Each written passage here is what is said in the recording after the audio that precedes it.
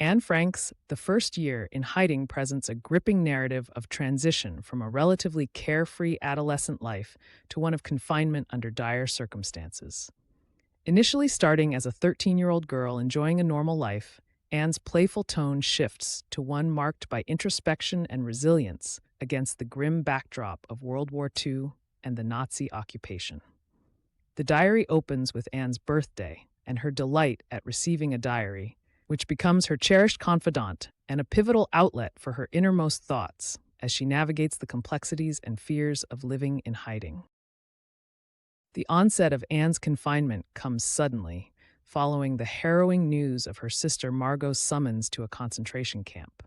This abrupt transition to hiding underscores the perilous reality faced by Jews under Nazi persecution. Anne's detailed and matter-of-fact descriptions of Jewish restrictions, from the handing over of bicycles to limited shopping hours, highlight the daily humiliations endured and the persistent atmosphere of tension and fear.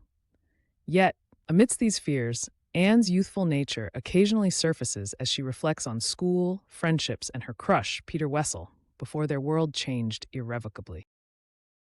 As the Frank family settles into the secret annex, Anne's experiences morph into a routine tinged with underlying dread. She compares their hiding to a strange vacation but cannot shake off the oppressive silence and fear of discovery.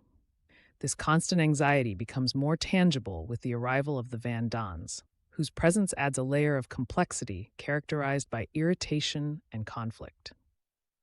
Anne observes the quarrels between Mr. and Mrs. Van Don, contrasting them with her parents' quieter demeanor, and she forms a lukewarm opinion of Peter Van Don.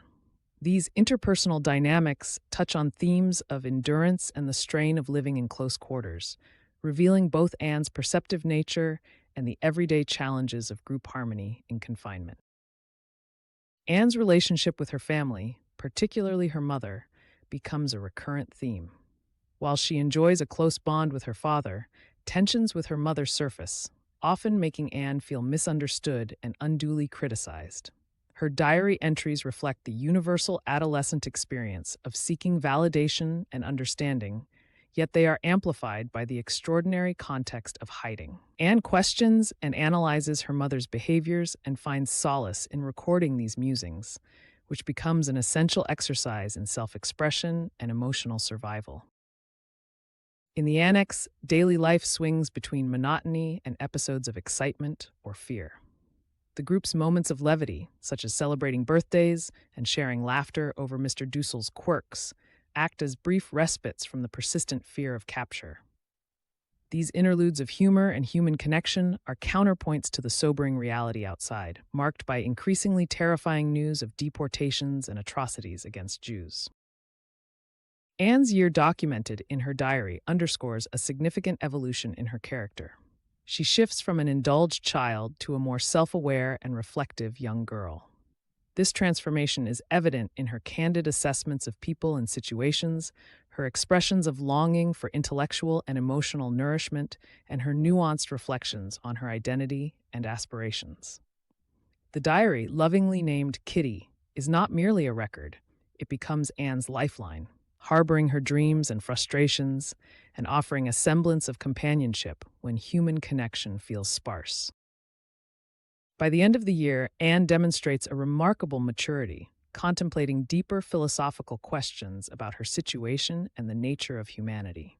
Her ability to distill her fears and hopes into eloquent prose allows readers to empathize deeply with her reality, sharing in her journey from innocence to reluctant wisdom. Despite the dire circumstances, Anne retains a sense of optimism and humor, envisaging a life beyond the confines of the annex, illuminating the enduring human spirit and the complexity of growing up under extraordinary adversity. If this video was helpful to you, please help out the channel by hitting the like button and leaving a comment down below so I can continue to make videos like this one. Thanks for watching. This has been another Bookly Crash Course.